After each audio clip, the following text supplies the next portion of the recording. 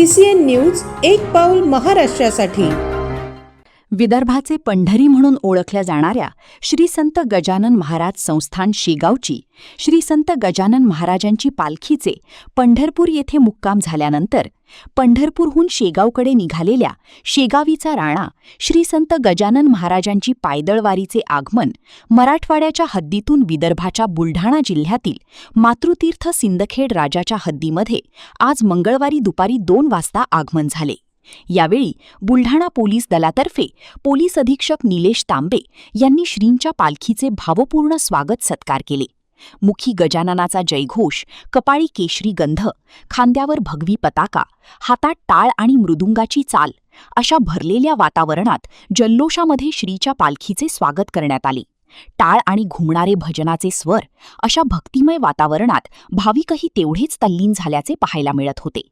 गण गण गणात बोते जय गजानन श्री गजाननच्या जयघोषात स्वगृही म्हणजेच बुलढाणा जिल्ह्याच्या हद्दीत श्रीच्या पालखीचे जंगी स्वागत करण्यात आले। सर्व परिसर भक्तिमय होऊन गेला होता। आषाढी एकादशीनंतर गजानन महाराज पालखी शेगावकडे प्रस्थान करत आहे। यावर्षी पालखीचे 57वे वर्ष आहे। शेगाव ते पंढरपूरपर्यंत 725 किलोमीटर आणि पंढरपूर ते शेगाव परतीचा प्रवास हा 550 किलोमीटरचा आहे। ठिकठिकाणी दिंडीचे स्वागत करण्यात आले।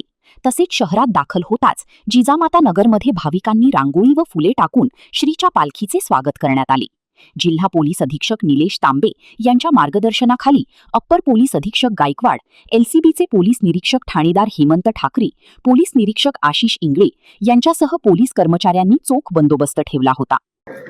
सर, आज संत गजानन महाराजांची पालखी बुलढाणा जिल्ह्यात तुझा प्रवेश होत आहे।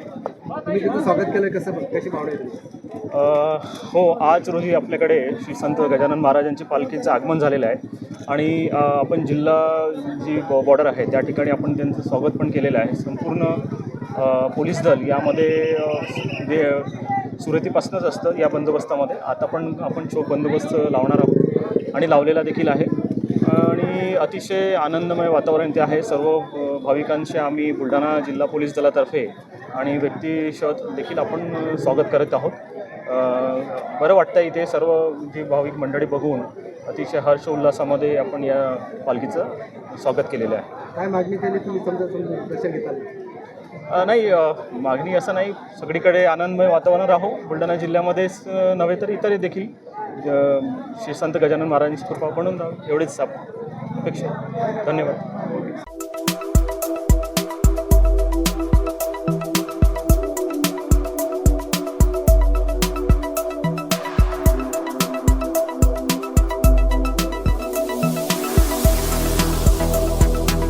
तसेच आपल्या भागातील महत्त्वाच्या बातम्या पाहण्यासाठी CCN न्यूज डेस्क चॅनलला सबस्क्राइब करा आणि बेल आयकॉन प्रेस करा।